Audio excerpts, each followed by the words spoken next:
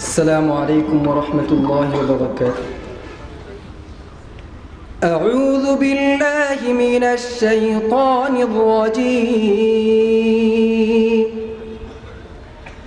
بسم الله الرحمن الرحيم.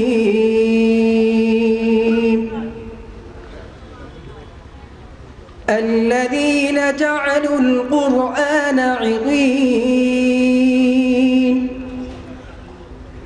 فوربك لنسألنهم أجمعين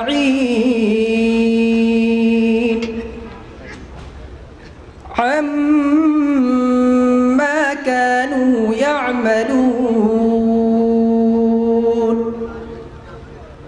فاصدع بما تؤمر وأعرض عن المشركين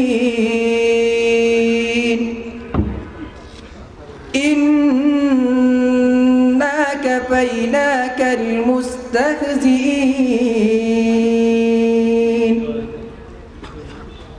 الذين يجعلون مع الله إلها آخر فسوف يعلمون ولقد نعلم أنك يضيق صدرك بما يقولون